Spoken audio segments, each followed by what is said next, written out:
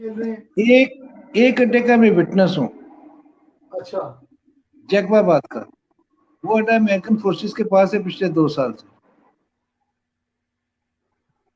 अच्छा, लेकिन अभी अभी जो जिन अड्डों की बात कर रहे हैं सर। ये अमेरिकन फौज को अड्डे देने की बात कर रहे हैं ना हम। जी जी। हमने अमेरिकन फौज को, लोग तो 3 अड्डे कहते हैं कि दिए में, मुझे नहीं पता।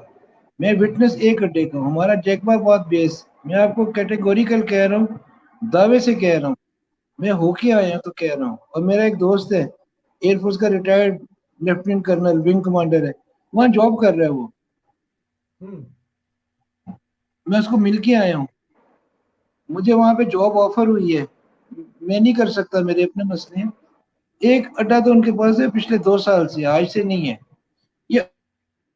सब आप फरमा रहे हैं कि एक अड्डा 2 साल से उनके पास है, और जी, दूस जी जैकबाबाद एयरबेस उनके पास है 2 साल से, वहां पे वो जी काम कर रहे हैं अपना। जी और आप अगर कभी डार साहब को लें या नून लीग की मुआशी टीम में से किसी को लें, आप जी उससे एक बात पूछिएगा, नून लीग के दौर में भी ये अड्डे उनके पास थे, ये नवाज शरीफ ने खाली कराए थे उस वक्त। लेकिन वो आते पहले दिन नहीं कराए थे, तकरीबन इनके आने के बाद भी 1.5-2 साल वो अड्डे उनके पास रहे थे, फिर खाली हुए थे। ये 1.5-2 साल का टेन्योर जो जी अड्डे हमारे अमेरिकन फोर्सेस के पास थे, वो जो जी अरबों रुपए रेंट में आते थे उन बेसिस के, वो कहाँ जाता था? क्या कभी गवर्नमेंट ऑफ पाकिस्तान को 1 रुपया मिला है? जी। या क्या हमने वो फ्री अड्डे दिए हुए थे? हमने फ्री अड्डे नहीं दिए हुए थे, हम पैसे ले रहे थे, हम अभी भी ले रहे हैं। पैसा कहाँ जा रहा है? ये आपको डार साहब से अच्छा तो शायद कोई नहीं बताएगा।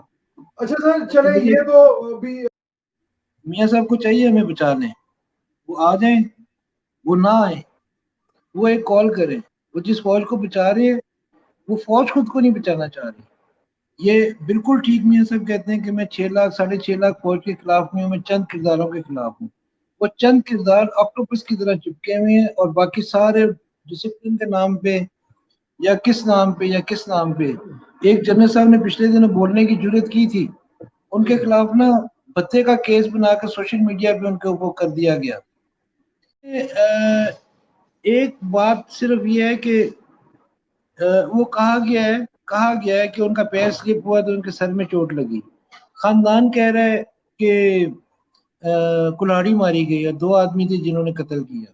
चले, सर में जर्ब लगी है, उसको कुल्हाड़ी में कन्वर्ट करने बाद एक्सीडेंट हो रही है, हो जाती है, बात बढ़ा के की जा सकती है।